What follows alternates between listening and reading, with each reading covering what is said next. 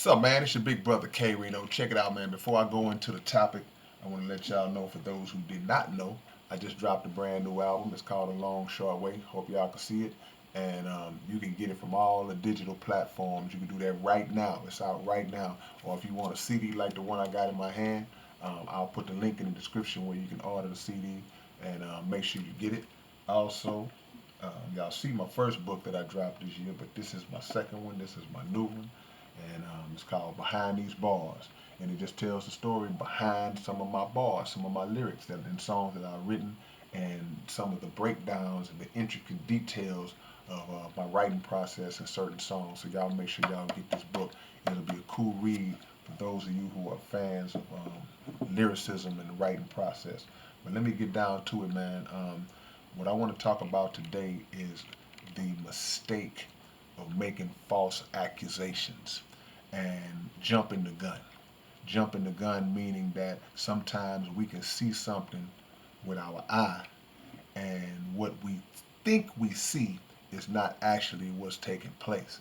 And in doing so, we will make the mistake of pointing fingers and accusing people of things that they absolutely did not do, and in turn risk losing relationships.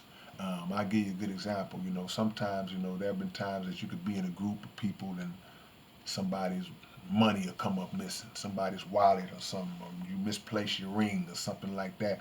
And then the first thing, you know how we do, the first thing come out of my mouth, man, somebody stole my wallet. Man, somebody stole my ring. Man, which one of y'all stole my? You start going around the room accusing everybody of stealing and taking your money, taking your ring, or whatever the case is, only to find out after a little time and a little searching that, oh, it fell out your pocket. Oh, my fault. It was in my bag the whole time. Oh, it slipped into the seat cushion. Whatever the case might be. And now, you look real silly to the people that you accused of taking your property, because in most cases, those people are people that were close to you. These were your friends, these were your homies, your family, whoever the case. And now you have revealed a side of yourself that also has shown them what you really think about them. So you got to be careful with that. It's other situations where people say, man, the dude over there talking, man, why you over there talking to my woman, man? What's the deal? You've been over there whispering and talking to my woman, talking to my dude, or whatever the case is. And you find out that it wasn't what you thought it was. So you've accused a friend and ended the friendship behind that. They was planning a surprise party for you. You don't know what the, the case might have been. So these are things that we have to be careful with and give ourselves time and block the immediate emotional response that may enter into us once we see something, and give ourselves time to actually let it develop and find out what it is. People do it, total strangers do it. You walking down the street and you might come up to somebody and try to tell them something. Oh, they think you're trying to rob them. They call the police because you doing this or doing that. People are doing time right now because they've been falsely accused of things that they didn't do. And in not all cases are people intentionally trying to jam people up. They just jumped the gun. They made a mistake and went in too fast, and they didn't give the situation time to be understood properly, and somebody loses their life behind it.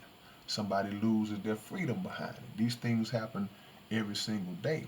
So you have to make sure that when you are on that end of it, that you give the process time to play itself out before you start just pointing your finger at people, man. Because I know, speaking for myself, if it's me and I'm the one who's been a friend and been cool, and you accuse me of something like that, it's no coming back from that. It's not to say that I hate you. It's not to say that we may not still be acquainted and cool here and there, but it's not going to be like it was, because, again, you shown me what you really think about me, or you shown me what you believe that I'm possibly capable of. And I got friends and people that I've been knowing for years and years and years, and I just had a thought in my mind that there's certain things I know that they would never do.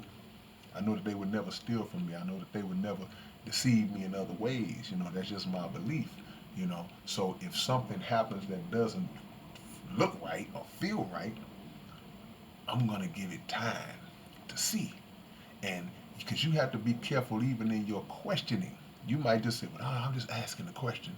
But it's not always about what you ask. It's also about why you asked what you asked. And people can become offended by that. So you got to really be careful with that, man, and make sure that you're not the person who does that to other people that you claim to care about. And if you are careful about taking your time, then it'll save you a whole lot of embarrassment, because that's the worst thing to do, to have to come back after you find out that you was the one who misplaced your stuff, and then everybody in the room looking at you like, hmm, we see you now, we see you now, you know, and you trying to pop everything back to normal. Nah, everything ain't normal now. So that'll save you a lot of embarrassment, and it'll save you some relationships in the future, man. Think on that. Think before you accuse, and leave your comments below, man. It's your big brother K-Rino. All right, peace.